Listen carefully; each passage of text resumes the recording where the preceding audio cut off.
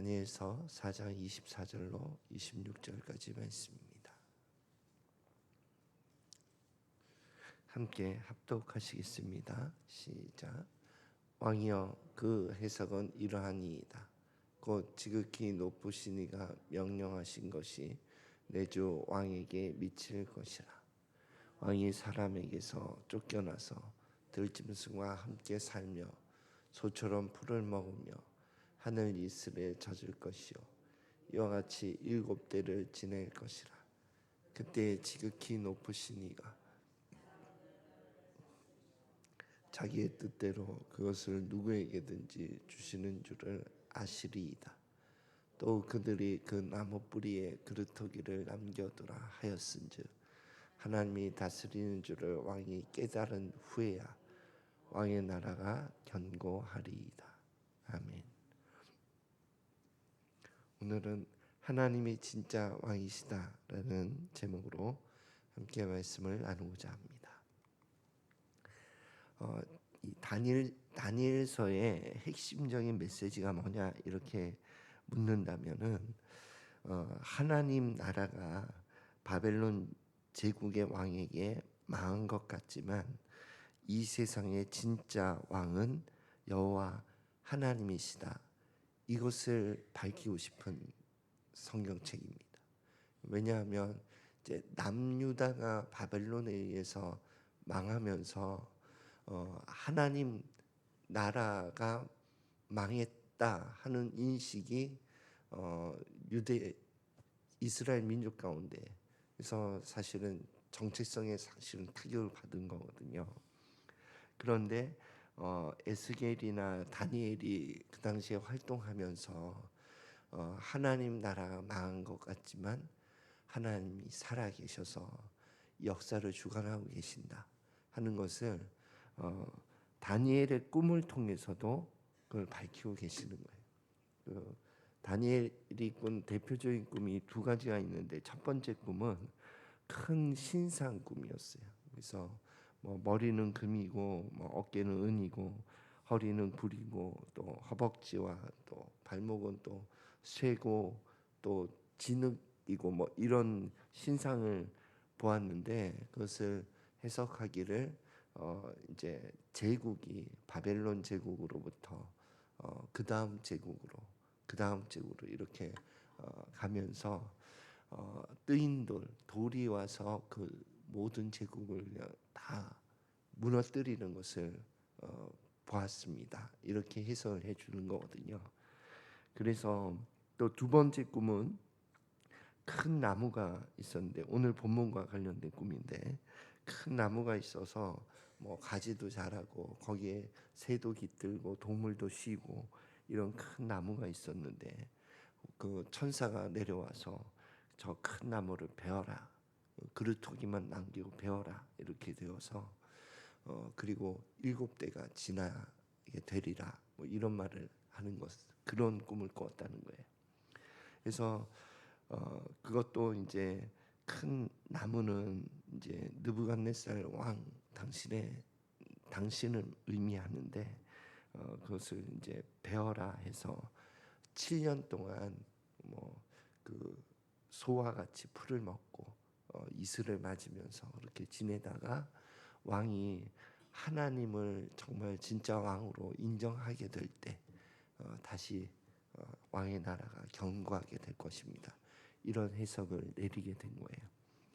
그래서 이 두 꿈의 해석은 아무리 큰 제국도 하나님에 의해 결국 무너집니다 하는 메시지를 주고 또 아무리 큰 왕이라 할지라도 하나님에 의해 폐위될 수 있습니다 하는 메시지를 주는 거거든요.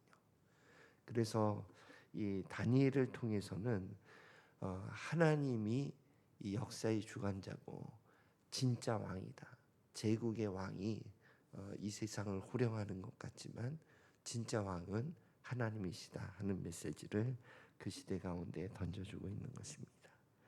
말씀 두 구절 읽고 계속 말씀 이어가겠습니다. 함께 읽겠습니다. 시작. 그러므로 지금 나 느부갓네살은 하늘의 왕을 찬양하며 칭송하며 경배하노니 그의 일이 다 진실하고 그의 행하심이 의로우심으로 교만하게 행하는 자를 그가 능히 낮추심이라. 또 이어서 읽겠습니다. 시작. 내가 지극히 높으신 이에게 감사하며 영생하시는 이를 찬양하고 경배하였나니 그 영원한 견세요 그 나라는 대대에 이르리로다. 아멘. 이 구절은 이제 느부갓네살 왕이 소처럼 지내다가 이제 거의 말기가 되었을 때, 그때 하나님을 인정하는 그러한 성경 구절을 말합니다.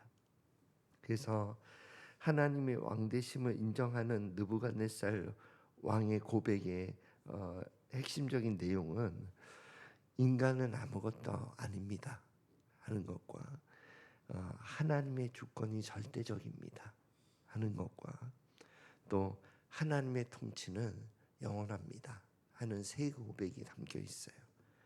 그래서 오늘날도 우리의 삶 가운데 하나님이 왕되시다, 하나님의 주권이 절대적이다 하는 고백을 하는 것이 우리 신앙의 삶에 어떤 적용점을 가질 수 있냐 하면 세 가지가 있는데, 첫 번째는 하나님이 모든 것을 주관하신다. 하나님이 내 삶의 주인이기 때문에, 그러면 하나님이 주관하시기 때문에 하나님이 나를 푸른 초장으로도 인도하실 수도 있고, 또 하나님이 나를 사망의 음침한 골짜기로도 인도하실 수 있는 분이다. 하나님이 주권자기 때문에 그 마음을 갖는다는 거예요. 예. 내가 주권자고 하나님이 나를 돕는 자다, 이런 인식을 가질 때가 많거든요. 우리가 신앙생활 하다 보면. 그래서 어려움을 만나거나 나는 정말 푸른 초장에서만 살기를 원하니까 하나님 그렇게 해주십시오 하는 신앙의 태도를 가지기가 쉬워요. 예. 그렇지만 하나님이 절대 주권자다 하는 것이 옳은 신앙의 자세거든요. 그렇다면 하나님이 나를 어떤 때에는 푸른 초장으로 인도하실 수 있고 어떤 때에는 사망의 골짜기로도 인도하실 수 있다 하는 자세를 갖게 됩니다. 두 번째, 절대 주권을 가지고 있는 신앙의 자세는 소망과 인내를 붙들 이유가 여기에 있어요. 하나님이 고난과 광야의 삶 가운데 하나님이 하시고자 하는 목적이 있다는 거예요. 그러니까 우리는 고난이나 어려움이 있으면 이걸 빨리 해결해 주십시오 이런 기도를 하게 되거든요. 그게 당연합니다.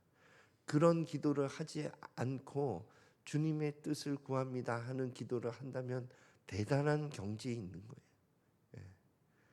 그리고 정말 성령 충만한 삶을 이어가고 있다고 표현할 수 있는 거죠.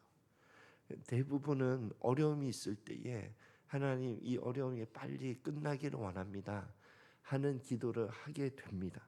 그런데 하나님이 절대 주권자이기 때문에 이 어려움을 교회와 나의 삶 가운데 허락하신 하나님의 목적이 있다는 거예요.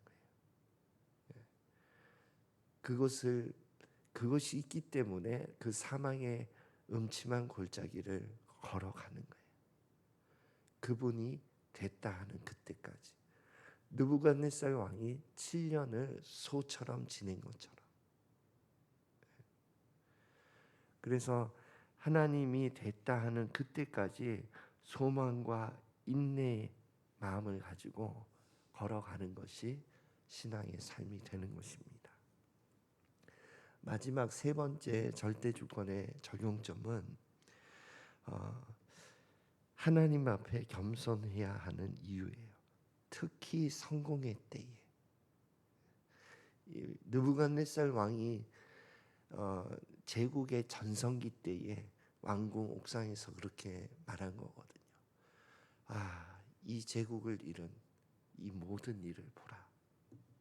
이것을 다 내가 이루었도다 하는 그 말이 끝나기 전에 소처럼 풀을 먹으며 지낸 시절이 시작되었다. 이렇게 표현하는 거거든요. 그래서 우리가 성공의 때에 이 성공은 주님이 주님의 뜻을 위해서 이루신 일이다 하는 것을 명심하고 나는 대리 통치자다 하는 그 마음을 잃지 말아야 합니다.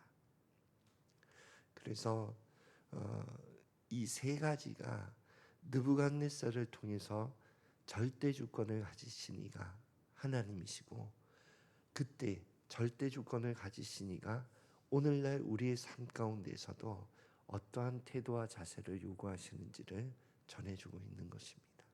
그래서 말씀을 요약하자면 주님이 모든 것을 주관하시고 그래서 주님이 고난과 광야 가운데 하나님 나라의 목적을 이루고 계시는 분이시고 그리고 그때 나는 대리 통치자일 뿐입니다 하는 마음의 고백을 가지고 그 길을 묵묵히 걸어가는 저와 여러분이 되시기를 예수 그리스도 이름으로 축원드립니다. 기도하겠습니다. 하나님 아버지, 오늘 이 새벽에도 다시 한번 주님 앞에 고백하는 것은 하나님만이 진짜 왕이십니다. 내 삶의 왕이시며 우리 모두의 왕이 되십니다. 그 고백을 꼭 붙들고 올바른 신앙의 길을 걸어가는 우리들이 될 수 있도록 축복하여 주시옵소서. 감사드리며 예수 그리스도 이름으로 기도드립니다. 아멘.